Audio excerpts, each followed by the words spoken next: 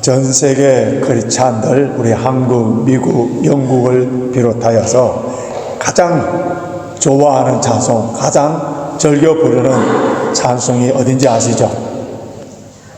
찬송가 405장, 새 찬송가는 305장, 나 같은 죄인 살리신 Amazing Grace. 이 찬송은 우리 교회에서 매주일마다 부르는 찬송입니다. 우리 노방전도팀들이 찬양하고 외치고 그러는 가운데 마지막 찬양으로 Amazing Grace 찬양을 부르는데, 이 찬송을 작사한 사람이 영국의 노예 상인이었던 존 뉴턴입니다. 그가 11살 어린 나이 때부터 그의 아버지가 소유한 노예선에 선원생활을 합니다. 그 당시에 영국은 큰 죄를 범하였는데, 아프리카의 그 흑인들을 사로잡아서 그래서 미국의 노예 상인들에게 파는 그런 악한 죄를 범했었어요. 그런데 여기 나오는 존 뉴턴도 자신의 타락한 생활, 그렇게 하다가 결국 회개하고 예수 그리스도를 영접하여서 그 놀라운 은혜, Amazing Grace, 그것을 경험하고 나중에 목사가 되어서 일평생 동안 이제 복음을 전하게 되는데, 그가 목회를 하면서 가장 많이 강조하고 가장 많이 설교했던 내용이 바로 회개와 하나님의 은혜.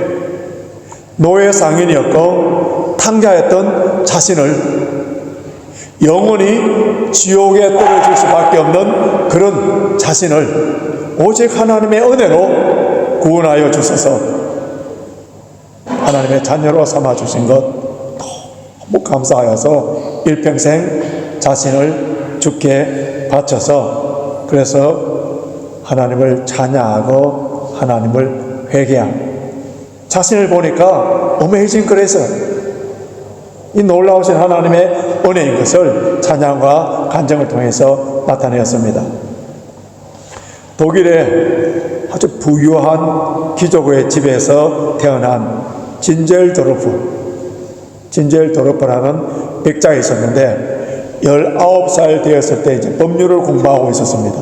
그러다가 어느 날 미술관에 들어가서 미술들이 이렇게 관람을 하게 되었는데, 그 미술관의 어떤 한 그림을 보면서 그의 인생에 획기적인 변화가 일어났는데, 그 미술이 그림이 뭐냐면은 그 그림의 제목이 이 사람을 보라 제목이에요. 그 그림은 성화인데 예수님이 십자가에서 고통을 당하시는 그 모습, 그 그림 앞에 진젤도르프는 무릎을 꿇었습니다. 무릎을 꿇어서 다시 고개를 들어보니까 그 그림 밑에 이런 글자가 적혀 있어요. 나는 너를 위하여 몸버려 죽였는데 너는 나를 위하여 무엇을 하느냐.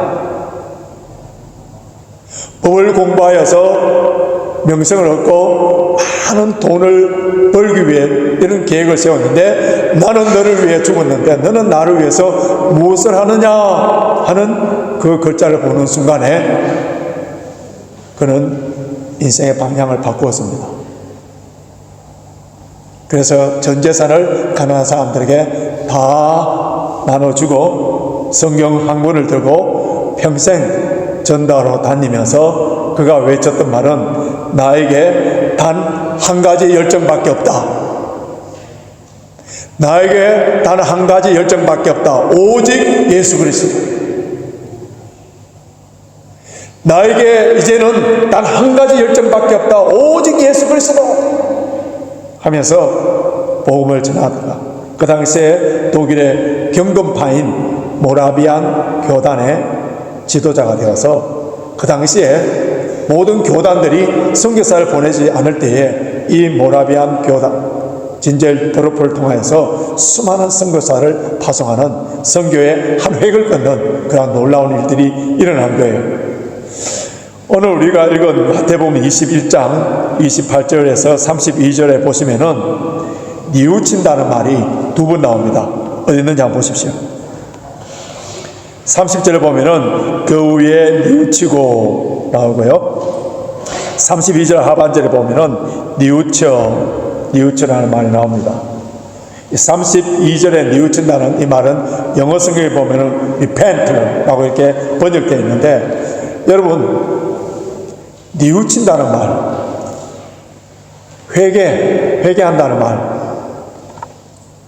이게 무엇이죠? 많은 사람들은 자신의 과거에 잘못한 것에 대해서 후회하는 것, 또 좀 심한 사람은 눈물을 흘리는 것, 아니면은 자기 자신의 잘못을 인정하는 것, 이런 걸로 생각하는데 그런 게 아니에요. 여기서 뉘우친다, 회개한다는 것은 인생 전체 방향을 완전히 바꾸는 것을 말합니다. 죄와 사망과 멸망의 길을 가고 있던 그의 인생길을 돌이켜서 하나님께로 돌아와서, 그래서 새 생명을 얻고 말씀과 기도를 통하여 생명이 풍성해지고, 그리고 자기 자신도 살고 자신이 생명이 풍성하고 생명력이 넘쳐나는 그 삶을 통하여 다른 사람도 살리고 선한 영향력을 끼치는 거예요. 오늘 우리 김 집사님께서 기도해 주신 것처럼 세상에서 소금과 빛으로 사는 인생, 이것이 바로 회개하고 돌아오는 인생이에요. 오늘 우리가 읽은 본문에 둘째 아들의 행동이 바로 회개를 알 수 있습니다. 오늘 아버지가 두 아들에게 부탁을 합니다. 얘야, 오늘이에요. 오늘 포도원에 가서 일을 하라 했는데 첫째 아들은 예, 가겠습니다 대답을 하였지만 가지 않아요. 그런데 둘째 아들은 포도원에 가서 일을 하라니까 가지 않겠다 했습니다. 여러분, 얼마나 그 아버지의 마음이 아프겠습니까? 그런데 다시 뉘우치고 돌아갔기 때문에 결국 그 둘째 아들이 아버지의 뜻을 이룬 거예요. 여기에 둘째 아들이 누군지 아세요? 예수님께서 이 포도원의 첫째 아들, 둘째 아들을 비유로 말하면서 그 둘째 아들이 누군지에 대해서 오늘 본문에서 언급했는데, 자, 31절 보십시오. 31절 하반절 보시면은 세리들과 창기들 있고, 32절에는 세리와 창기 두 번이나 언급되는데요. 유대 사회에서 대표적인 죄인을 뽑으라면은 세리와 창기, 누구나 다 알 수 있는 겉으로 드러난 죄인들, 이런 죄인들.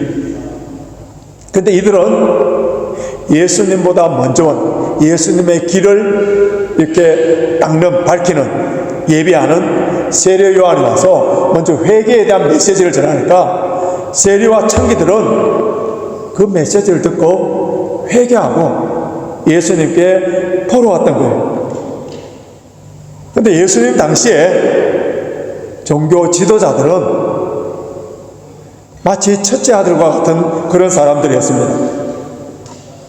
겉으로는 아버지의 말씀에 아버지의 뜻을 잘 따르는 그런 사람들처럼 보여요. 종교적으로나 윤리적으로 볼 때에, 겉으로 볼 때는 정말 잘 아버지를 섬기는 것처럼 보이지만은, 그러나 그들의 내면에는 교만이 가득하고 외식하는 신앙이, 남을 정죄하는 그런 심각한 죄가, 그 속에는 악취가 풍기고 있었음에도 불구하고 그들은 스스로 의인으로 여겼습니다. 자기 자신을 죄인으로 여기지 않고 의인으로 여기니까 어떤 현상이 일어나냐면 회개를 하지 않는 거예요. 회개를 하지 아니하면은 자신의 지었던 죄에 대해서 용서함이 없는 거예요. 용서함이 없으니까 하나님으로부터 오는 의의 선포와 하나님으로부터 오는 풍성한 은혜와 복을 받지 못하는, 이게 그 당시에 종교 지도자들, 우리 하나님 아버지께서는 우리에게 얼마나 큰 죄를 지었느냐, 왜 너가 그런 죄를 지었느냐, 왜 너가 세리가 되었느냐, 동족의 피를 빨아먹는 매국노처럼 그런 세리가 되었느냐, 왜 매춘부가 되었느냐, 이런 것을 묻지 아니하시고 이미 범한 죄와 허물에 대해서 긍휼히 여겨주세요. 우리는 아담의 원죄로 말미암아 얼마든지 죄를 지을 수밖에 없는 연약한 존재예요. 우리의 연약함을 다 알고 계세요. 죄를 짓지 않으려고 몸부림치고 결단하고 헌신한다 하더라도 죄를 지을 수밖에 없는 연약한 우리의 존재를 다 알고 있어요. 다 별 수 없는 인간이라는 것을 다 알고 계십니다. 그래서 우리가 조금 전에 읽었던 시편 103편 8절에 14절 다시 보십시오. 우리 오늘 본문과 직접 관련되는 내용이기 때문에 다시 한번 뜻을 생각하시면서 시편 103편 8절에서 14절 같이 한번 다시 읽겠습니다. 여호와는 자비로우시며 은혜로우시며 노하기를 더디하시며 인자하심이 풍부하시도다. 항상 경책지 아니하시며 노를 영원히 품지 아니하시도다. 우리의 죄를 따라 처치하지 아니하시며 우리의 죄악을 따라 갚지 아니하셨으니 이는 하늘이 땅에서 높음같이 그를 경외하는 자에게 그 인자하심이 크심이로다. 동이서에서 먼 것 같이 우리 죄가를 우리에게서 멀리 옮겼었으니 아비가 자식을 불쌍히 여김과 같이 여호와께서 자기를 경외하는 자를 불쌍히 여기시나니 이는 저가 우리의 체질을 아시며 우리의 진토임을 기억하시며, 우리의 체질을 아시고 우리가 진토임, 진흙덩어리처럼 잘 깨어지기 쉬운 그런 존재이심을 아신답니다. 그렇기 때문에 자신의 죄를 고백하고 회개하면은 다 용서해 주시는데, 동이서에서 먼 것처럼 깊은 바다에 빠뜨린 것처럼 주홍빛 같은 붉은 죄라 하더라도 흰 눈처럼 깨끗하게 용서해 주시는데, 근데 자신의 죄를 인정하지 아니하고 변명하고 핑계하는 그것 자체가 죄를 범하는 것보다 더 나쁜 거예요. 여러분, 우리 인간관계든 아니면 하나님과의 우리의 관계든 그 관계가 깨어지고 스스로 불행을 자초하는 것이 무엇입니까? 자신의 잘못을 인정하지 않는 거예요. 자신의 죄를 고백하지 아니하고 계속적으로 변명하고 핑계를 대는. 왜 그러냐면은 마음이 강팍하고 마음이 교만하기 때문에. 그러므로 말미암아 그 죄의 대가를 받고 멸망의 길로 갑니다. 오늘 서서 설교하는 저나 앉아서 설교를 듣는 여러분이나 우리는 모두 다 죄인인 것을 고백할 때에 그때 소망이 있고 하나님의 용서하심의 사제의 은총이 있습니다. 그래서 사도 요한은 요한1서 1장 8절에서 10절 뭐라고 이야기했는지 자세히 보십시오. 앞에 화면을 보시고 요한1서 1장 8절에서 10절 같이 읽습니다. 시작. 만일 우리가 죄 없다 하면 스스로 속이고 또 진리가 우리 속에 있지 아니할 것이요, 만일 우리가 우리 죄를 자백하면 저는 미쁘시고 의로우사 우리 죄를 사하시며 모든 불의에서 우리를 깨끗게 하실 것이요, 만일 우리가 범죄하지 아니하였다 하면 하나님을 거짓말하는 자로 만드는 것이니 또한 그의 말씀이 우리 속에 있지 아니하니라. 누구든지 죄를 자백하면 모든 불의에서 깨끗하게 해 주신다. 동이서에서 먼 것처럼 우리 죄가를 멀리 옮겨 주신다. 그 사제의 은총. 이스라엘 왕 다윗은 하나님 마음에 합한 사람이었어요. 올 때부터 그는 하나님을 찬양하고 말씀을 묵상하고 그리고 기도로 훈련된 그런 사람이었습니다. 그러나 다윗인들 피할 수 없는 인간이었습니다. 그가 왕이 되고 자기가 직접 군대를 이끌고 전쟁터에 나가지 않아도 많은 장군들이 있어서 그들을 대신 보내고 궁정에서 편안하게 안일하게 있을 그때에 정욕이 불타올랐습니다. 목욕하는 바세바를 불러서 범하고 그것을 은폐하기 위해서 충성스럽게 직장에 가서 다윗을 위하여 이스라엘 나라를 위하여서 싸우고 있는 우리아를 불러서 그 죄를 은폐하려 하다가 되지 않으니까 그를 전장에서 죽이도록 만드는 끔찍한 죄를 범했습니다. 여러분, 이런 죄를 범하였음에도 불구하고 하나님의 아무런 간섭이 없다면 그건 하나님의 자녀가 아니에요. 하나님께서는 사랑하는 자녀가 죄를 범하고 스스로 깨닫지 못하게 회개하지 못하게 될 때 반드시 깨달을 수 있도록 해주시는데 이것이 큰 은혜인 줄 알았어요. 이것이 큰 은혜예요. 다윗에게 나단 선지자가 나타나서 그래서 그 죄에 대해서 지적하였을 때에 그때에 다윗은 좀도 변명하지 않습니다. 바로 회개하고 하나님께로 돌아옵니다. 이것이 다윗의 위대한 점인데요. 회개할 수 있는 기회를 주신 것, 회개할 수 있는 기회를 주신 것, 이것이 하나님의 은혜. 오늘 이 시간에 우리 하나님께서 저와 여러분에게 회개할 수 있는 이 기회를 주신 은혜의 시간을 우리가 지금 맞이하는데요. 저와 여러분들을 하나님께서 너무 사랑하셔서 우리의 지은 죄를 자백하도록 우리의 지은 죄를 기억나게 하여 주소서.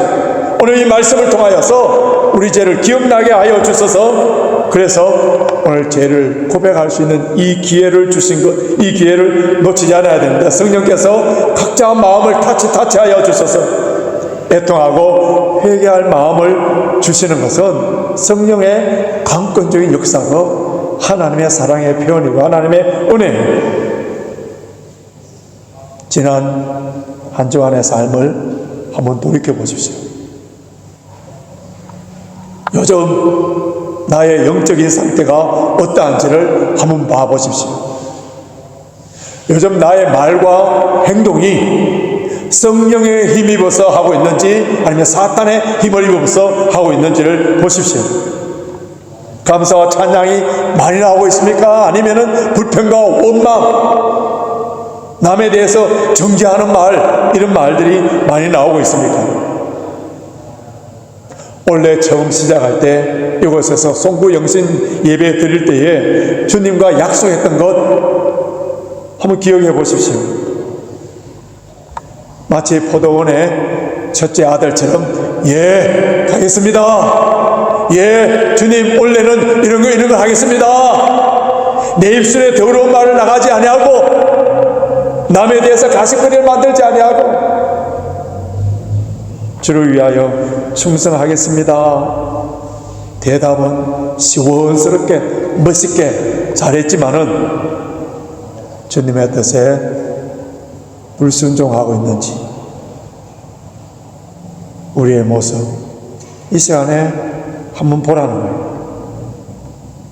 오늘 우리가 읽은 이 본문의 말씀, 이 비슷한 내용이 마태복음에 나오지 않습니다만은 누가복음 15장에 돌아온 탕자의 이야기로 나오는데요. 둘째 아들이 아버지의 재산을 가지고 아버지가 살아있는데 유산을 받는 것은 당신은 죽었어 하는 것과 선포와 같은 아주 불량한 아들이 아버지의 재산을 갖고 가서 허랑방탕에 다 써버리고 너무 굶주려서 돼지들이 먹는 그 지엽 열매도 주는 사람이 없기 때문에 결국은 아버지 집에 가면은 먹을 것이 있는데 아버지 집에 가서 품꾼으로 이제 노예로 종으로 나도 살려야 되겠다 하면서 아버지 품으로 다시 돌아오는 그런 내용이 나옵니다. 돌아오는 그 둘째 아들을 맞이하는 아버지의 모습, 마치 아들이 금이 환영하여서 어느 외국에 나가서 크게 성공하고 부자가 되고 명예를 얻고 그래서 돌아오는 것처럼 기뻐 맞이하면서 큰 잔치를 배설합니다.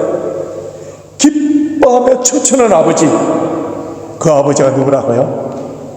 우리 하나님 아버지십니다. 성경에 나오는 집 나간 이 탕자의 비유와 비슷한 내용의 스토리가 고대 중국 철학자인 노자의 도덕경에도 나옵니다. 그 도덕경에 나오는 아버지와 성경에 나오는 아버지의 그 성품이 어떠한지 한번 비교해 보십시오. 도덕경에 보면은 집을 나간 아들이 허랑방탕하게 살다가 이제 어느 고을에 들어갔는데 그 고을에 마침 부임한 영주를 만나야 되는데 그 영주가 누구였냐면 자기 아버지였어요. 그래서 그 아들은 도망갑니다. 그런데 그 영주는 군사를 풀어서 그 아들을 잡아오라고 잡아와서 그 집에 노예로 시킵니다. 아버지와 아들의 관계를 말하지 아니하고 죽도록 일을 시키는 거예요. 세월이 흐른 후에 그 영주가 이제 세상을 떠날 때에 주위에 있는 모든 사람들 다 부릅니다. 그리고 노예로 일했던 그 아들을 불러서 그 주위에 있는 사람들에게 이 사람이 바로 나의 아들이다 라고 소개하면서 모든 재산을 그 아들에게 물려주는 내용이 나옵니다. 자, 우리 동양적인 정서로 보면은 노자 도덕경에 나오는 영주인 이 아버지의 태도의 모습이 우리와 훨씬 더 좋은 이미지로 다가오지 않습니까? 아들을 다시 방탕하지 아니하도록 고된 훈련을 시키는 엄격한 아버지, 인생이 무엇인지를 밑바닥부터 배우도록 해주는 그 아버지, 동정심을 억제하고 감정을 표현을 억제하고 자제하고 그래서 아들이지만은 영주로서 대하는 그 아버지가 더 무게 있고 더 거름하고 더 멋있게 보이지 않습니까? 그런데 성경에 나오는 아버지는 탕자가 돌아왔을 때에 먼저 뛰어나갑니다. 얼싸안고 입을 맞추고 전혀 꾸중이나 질책이 없어요. 아버지의 재산을 다 소진하고 허랑방탕하고 완전히 타락한 거지로 돌아온 이 아들은 가정의 불명예스러움, 가문의 수치 숨기고 싶은데 그런데 이 아버지 어떻습니까? 온 동네 사람을 다 불러서 잔치를 가장 살찐 소를 잡아서 기뻐 맞이하는 이런 모습을 볼 때 그 아버지가 너무 어리석어 보이고 너무 줏대 없는 것처럼 보입니다. 이분이 누구라고요? 우리 하나님 아버지입니다. 우리가 죄에 빠져서 육적으로나 정신적으로 영적으로 지쳐서 거지가 된다 하더라도 아버지께로만 돌아오면은 우리 하나님 아버지는 얼마나 기뻐하십니까? 우리의 관점에서는 이 아버지가 너무 어리석어 바보처럼 보여요. 그저 베푸는 사람, 눈먼 사람,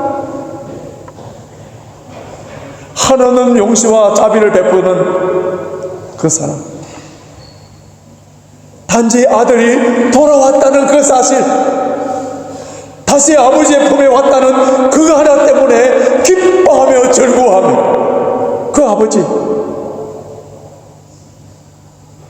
우리 하나님의 아버지의 사랑은 무한해요. 한없이 용서하는 사랑이에요. 아무런 조건 없는 사랑이에요. 회개하고 돌아오는 자에게 다시 손에 가락지를 끼워주고 발에 신발을 신겨주고 그런 것은 다 무슨 의미냐면 다시 아들은 종이 아니라는 거예요. 오늘 영국의 Father's Day입니다. 우리 아버지들 좀 섭섭하죠. Mother's Day는 꽃도 있고 뭐 하라 했는데 오늘 아버지 날인 줄 기억도 못하는 사람들이 많을 겁니다. 우리 가운데 저처럼 육신의 아버지가 없는 분들이 많을 거예요. 육신의 아버지가 살아계신다 하더라도 우리의 아버지는 한계가 있어요. 능력도 없습니다. 우리의 죄성으로 말미암아 여러 가지 부족한 점도 많고 별 수 없는 인간입니다만은 그러나 한결같은 사랑으로 늘 우리와 함께 하시는 하나님 아버지. 오늘 파더스 데이에 돌아가신 아버지나 지금 살아계시는 아버지에 대해서도 깊게 묵상하고 생각하고 고마움을 표현하는 것도 중요하겠습니다만은 한없는 넓은 사랑으로 한결같은 사랑으로 아버지라는 이름만 불러도 우리에게 모든 것을 다 주시고자 원하시는 그 아버지를 오늘 깊게 묵상하면은 감사가 나오지 않습니까? 하나님의 사제의 은총과 하나님의 놀라운 이 아가페적인 사랑을 받은 사람들에게는 다시는 아버지 집을 떠나지 않고 아버지를 기쁘시게 해드리는 그러한 삶을 사는, 여러분, 이것이 참된 회개의 열매예요. 새로운 삶의 결단과 하나님의 말씀에 대한 순종이 어떤 교육이나 뭐 다른 것을 통해서 나타나는 것이 아니라 그 놀라우신 사랑을 받은 사람들에게 자발적으로 나타나는 영성, 그 사랑 받은 사람만들만이 나타나는 그 표현, 이것이지 않습니까? 그래서 그 받은 사랑을 무엇으로 보답할고 하는 심정으로 예배를 드리고 봉사하고, 그런 것이 바로 그리스도인의 신앙의 행위지 않습니까?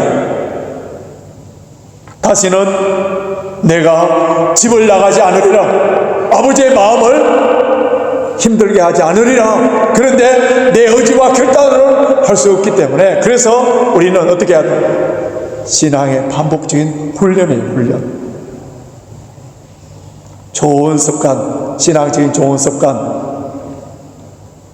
세상에서 성공한 사람들의 공통적인 분모를 보면은 그들이 탁월한 어떤 기술이나 능력이나 재능보다도 그들은 한결같이 좋은 습관들이 있는 사람들, 좋은 습관들. 19세기의 스페인의 위대한 바이올린 연주자인 사라사테 곡들이 얼마나 어렵습니까? 그 곡을 연주했을 때에 그때의 어떤 비평가가 사라사테를 향하여 당신은 음악의 천재입니다, 그렇게 격찬을 해줬더니 그 말을 들었던 사라사테가 이렇게 반격을 했습니다. 천재라고요?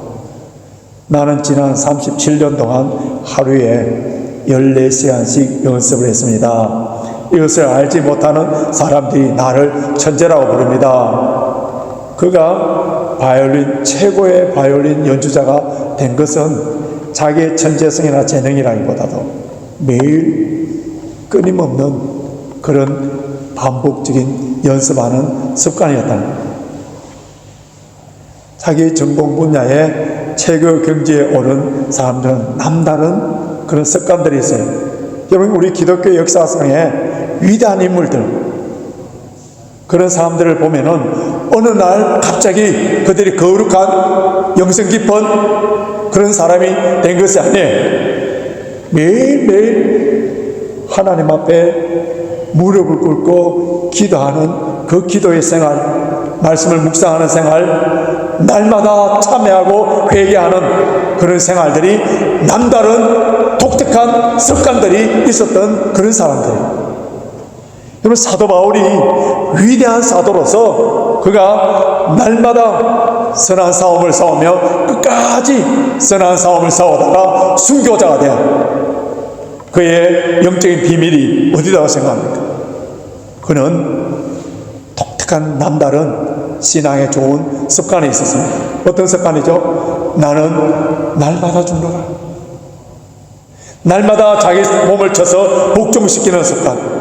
무엇보다도 말씀과 기도와 찬양을 통하여 성령 충만한 습관이 있었기 때문에 위대한 사도가 됩니다.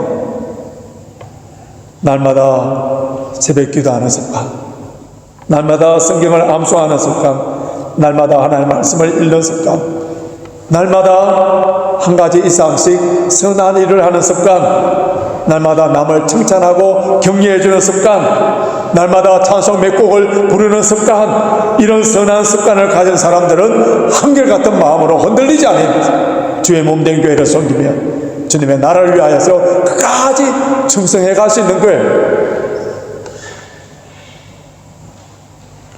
하나님 아버지의 품으로 돌아온 사람들, 하나님의 은혜와 하나님의 용서하심을 받은 사람으로서 하나님 아버지를 기쁘시게 해드리기 위해서는 결단을 해야 합니다. 오늘부터, 내일부터 하지, 다음 주부터 하지, 이러면은 안 됩니다.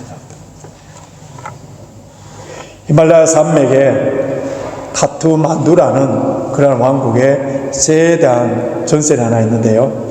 그 새의 이름이 아주 특이합니다. 날이 새면 집지으리. 이 카트만두의 왕국은 낮에는 굉장히 따뜻합니다.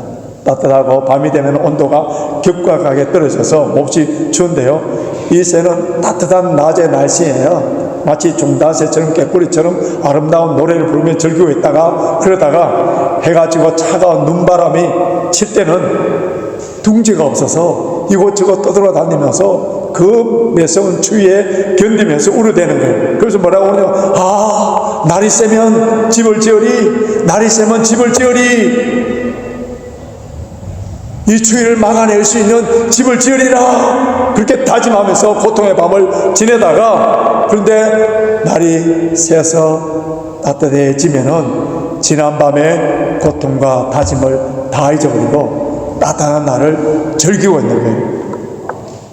다시 밤이 안 올 것처럼 집짓기를 잊어버린 채 노래하면서 즐기고 있습니다. 그러다가 밤이 되면은 그 추위에 이기지 못하여서 날이 새면 집을 지으리, 날이 새면 집을 지으리 하면서 울부짖으면서 방황한다고 합니다. 카트만두의 새의 모습이 혹시나 저와 여러분의 모습이지는 않습니까? 오늘날 너희가 그의 음성을 듣거든 너희 마음을 강팍해 하지 말라.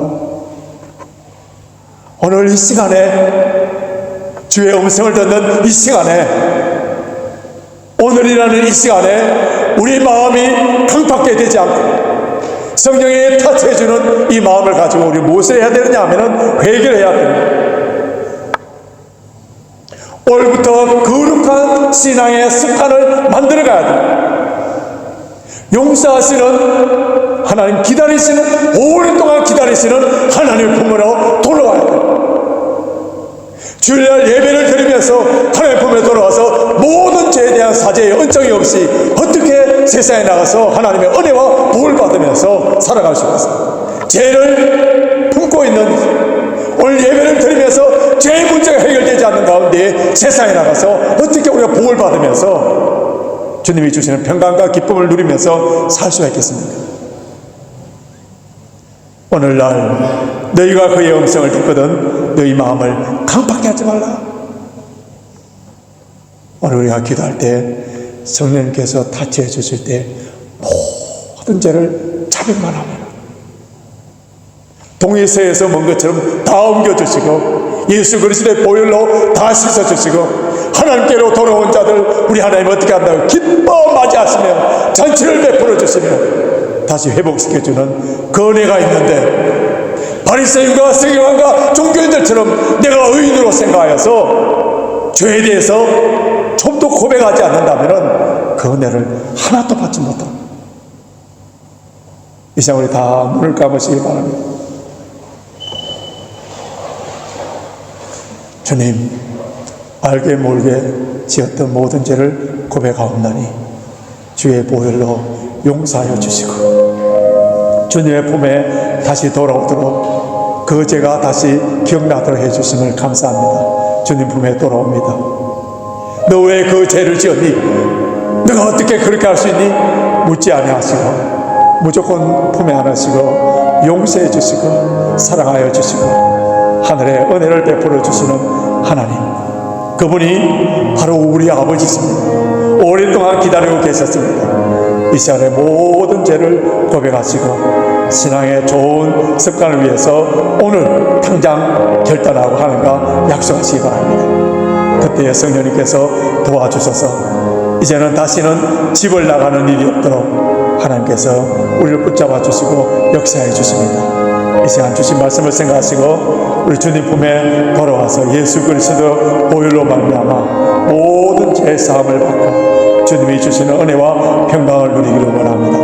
함께 기도하시길 바랍니다. 회개하시길 바랍니다. 함께 기도하시겠습니다. 주님,